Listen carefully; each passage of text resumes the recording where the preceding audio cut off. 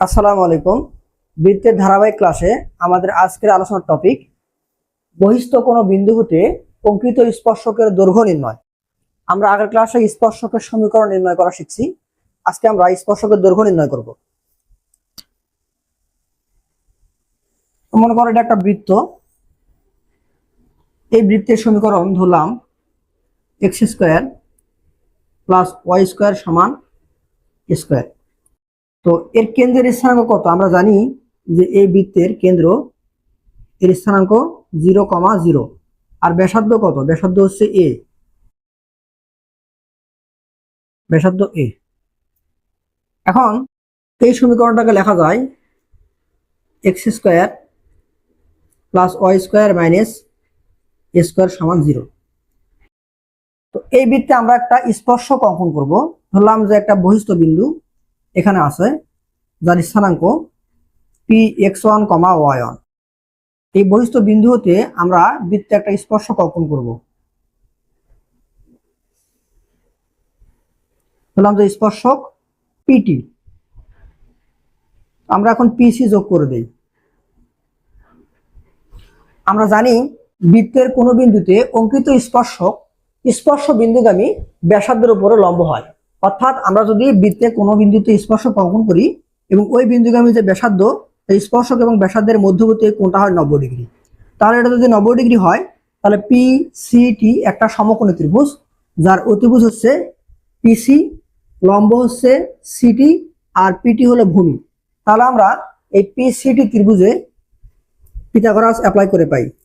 PCT ত্রিভুজে আমরা পাই যে PC² = PT² + CT²। তো আমরা যেহেতু স্পর্শকের দৈর্ঘ্য বের করব, তাহলে আমাদের বের করতে হবে যে PT এর মান কত, এটা আমাদের বের করতে হবে। তাহলে বা PT² = PC² - CT²। অতএব PT = √PC² - CT²। তো আমরা এখান থেকে PC এর দৈর্ঘ্যটা বের করতে পারবো। তাহলে PC এর দৈর্ঘ্য কত হবে?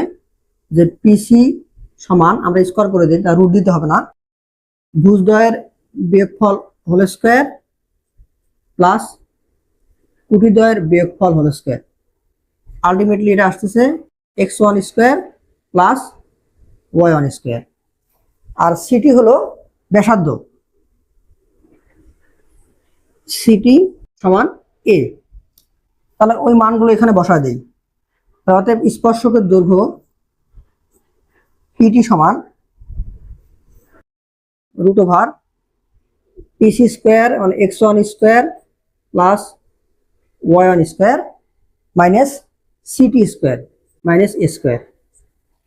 তাহলে আমরা একটু ভালো করে খেয়াল করি। আমরা এখান থেকে কি বুঝতে পারলাম? স্পর্শকের দৈর্ঘ্য বের করার নিয়ম হলো, আমাদের যে বৃত্তের সমীকরণ, এই বৃত্তের সমীকরণে x এবং y জায়গায় যে বহিস্থ বিন্দু থেকে আমরা স্পর্শক অঙ্কন করতেছি সেই বিন্দুটা বসায় দিব। তাহলে x এর জায়গায় x1², y এর জায়গায় y1² এবং যে ব্যাসার্ধ, এটাকে আমরা বাম পাশে পার করে এনে তার মাইনাস করে দিব, মাইনাস ব্যাসার্ধ স্কয়ার। তাহলে এখন আমরা একটা অঙ্ক দেখব। x² + y² = 9 বৃত্তে 5,5 এই বহিস্থ বিন্দু হতে অঙ্কিত স্পর্শকের দৈর্ঘ্য নির্ণয় করো। তাহলে আমরা প্রথমে বৃত্তের সমীকরণটা লিখব, x² + y² = 9। তাহলে বা x² + y² - 9 = 0। অতএব দৈর্ঘ্য সমান √ দিব x এর জায়গায় আমাদের ভুজ, y এর জায়গায় আমাদের বহিস্থ বিন্দুর কুটি। তাহলে 5² + 5² - 9, 25 25 50 - 9 = √41। এটাই আমাদের নির্ণেয় স্পর্শকের দৈর্ঘ্য। 1, -1 বিন্দু হতে 2x² + 2y² - x + 3y + 1 = 0 এই বৃত্তে স্পর্শকের দৈর্ঘ্য নির্ণয় করো। প্রদত্ত বৃত্তের সমীকরণ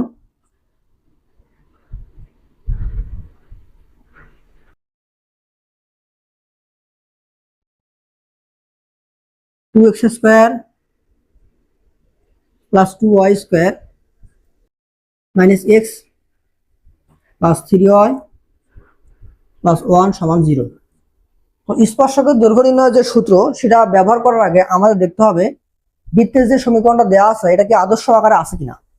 আমাদের আদর্শ আকারে বৃত্তের সমীকরণটা ছিল এরকম, x square plus y square plus 2gx plus 2fy plus c সমান 0। এখানে কিন্তু এক্স এবং ওয়াই সহগ হলো 1 করেছিল, তো এখানে কত আছে 2, তার মানে পুরা সমীকরণটাকে আমরা 2 দিয়ে ভাগ করব।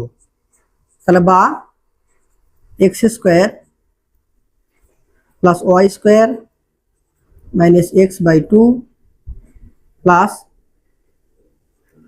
3y বাই 2 প্লাস হাফ সমান 0। অতএব স্পর্শকের দৈর্ঘ্য 1, -1 বিন্দুতে আমাদের এই বৃত্তে অঙ্কিত স্পর্শকের দৈর্ঘ্য কত হবে, এক্স এর জায়গায় বসাবো 1, ওয়াই এর জায়গায় বসাবো -1। এটা রুট ওভার দিতে হবে। এটা আমরা স্পর্শকের দৈর্ঘ্য নির্ণয় ক্লাসে শিখে আসছি। তাহলে 1 square plus -1 square minus 1 divide by 2 plus 3 into -1 divided by 2 plus half।